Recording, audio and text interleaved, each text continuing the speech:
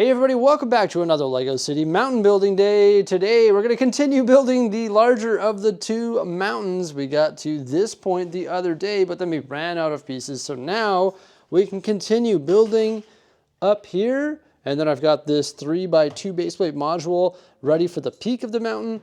And the Mountain View Observatory will go on the very top. We're able to continue building because we received our parts the other day. All of these rock panels. And we also went through and sorted all of our white bricks. We've got all our larger white brick and some of the smaller stuff as well, along with more slopes. Because of course we need that white brick because we're building at the snow line. We need to continue that snow line onto mountain number 2. Let's get started.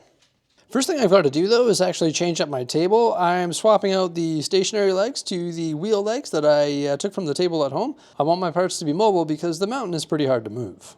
And for the most part, the mountain has to be worked on from a standing position. But I want to change that. That's my top priority. We've got that section in the middle there, which is 3x2 base plates. I've got to build up to that. So I've got to build the 4 modules around the base as tall as they possibly can go, so then I can start to blend in around that, and then I can work my way to the peak and try and make this working situation a little bit more ergonomical. We're all about ergonomics here in the LEGO studio. I started with the side that faces the residential area, and then I flipped around, and now we're working on the face of the mountain, which will be facing the countryside. And at this point I am getting high enough that I've got to start integrating the white bricks because of course we introduced the snow line within the shorter mountain, and I want that snow line to match. So although we are using a lot of the dark gray rock panels, this time around, rather than using dark and light gray brick, for the most part, I'm using white brick to represent snow. It's just the first layer of snow, and eventually we're going to be adding another layer of snow with all of the detailed style elements, such as slopes. We were waiting for one more shipment of parts to arrive, and within the shipment is rectangular rock panels. So, we got some more of those. We can continue construction, so that's good. And I decided to try and get it to the point where we can just work on the peak, and that was a little bit of a challenge. So I went around and just sort of built up all the sides to the max height that they could be, and now when I sort of like showcase the exploded view of this mountain, you'll see the center plate there is built up so that it matches with all 4 of the corners.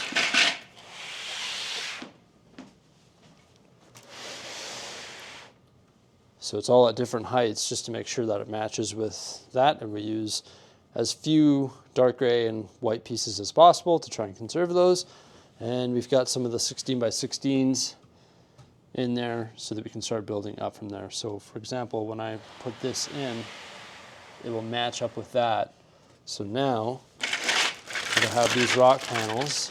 We can continue building up.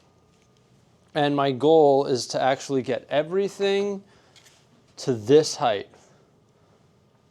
So build it all the way around to that height, and then I can start using some of these corners and start to round out the top.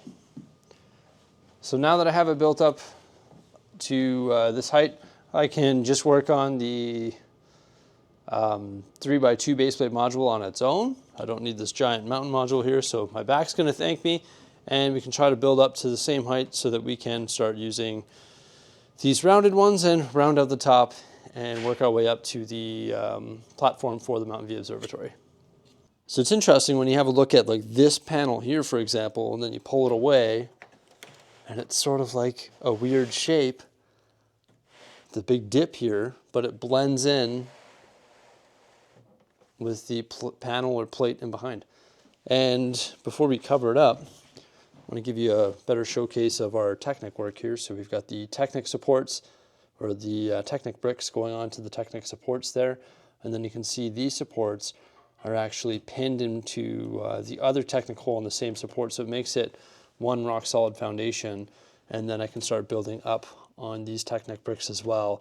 So it makes it pretty stable. Before, this was quite rickety, but the higher and higher we build and the more pieces that we have interlocking our structure, the stronger it will become.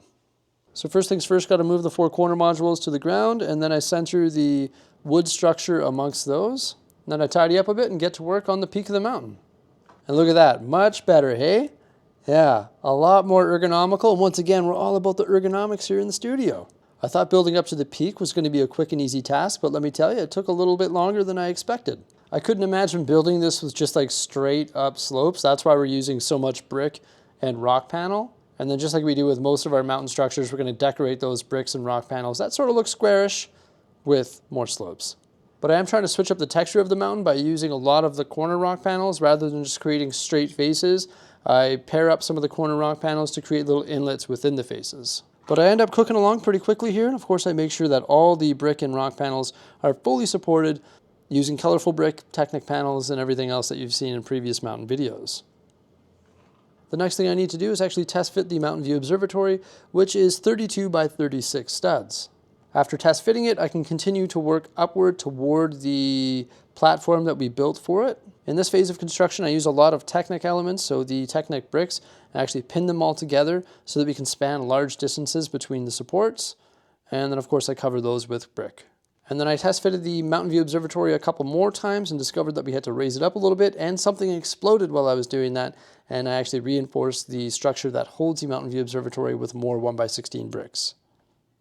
And now it's time to assemble the mountain. So I'm going to turn all 4 corner panels, place my wood structure, and then place the 3x2 base plate peak of the mountain on top of the wood structure and put the corners back in place.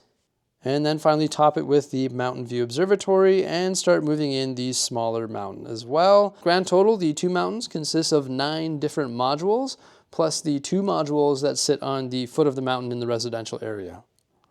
So lo and behold, everybody, there we go. We've got the second snow-capped mountain with the Mountain View Observatory at the top, which of course is the wrong color right now. We're gonna have to switch up all of the dark tan and green and reddish brown details so that they match our snow-covered mountain.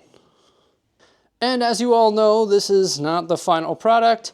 We definitely need to go about adding thousands of slopes to this mountain so that it looks similar to this small section of the smaller mountain. We also need to add the small details such as waterfalls, more snow detail, and a cave as well. The cave is actually going to go right here. When I pull this away, you'll see that there's a hole right here. Our plan is to take these colorful bricks out, frame a cave right there, and then very easily modify these 2 top panels. So I left this section open for a cave, which is just going to work out perfectly, I believe. And you can see that giant chunk just slides right into place and matches up with the 2x3 base plate in the center that hosts the observatory. How big is this mountain? I don't even know yet. I haven't had a chance to measure the height, so we're going to take care of that in 1 second. But the footprint of the 2 mountains is 9 base plates by 5 base plates. So the 2 mountains currently consume 45 base plates in the Lego City. And they're going to consume more as well because, of course, going beside this large mountain, there is going to be several smaller mountains which will be added to the range. You can see I've got the base plate set up right here for the next mountain, and it's going to start at this height here and work its way up and probably have a peak somewhere around the center, maybe offset to one side. We also have more base plates right over here on reserve. So it's twice the amount that is currently open for the taking on the ground there. But what we have to keep in mind is that this mountain is already elevated 10 inches up off the sea level of the Lego City because it sits on a raised platform. So this one is 28 inches. And this one is, may as well measure to the top of the observatory because technically that's the total height. 48 inches, so 4 feet, and that is 122 centimeters. So 1.25 meters.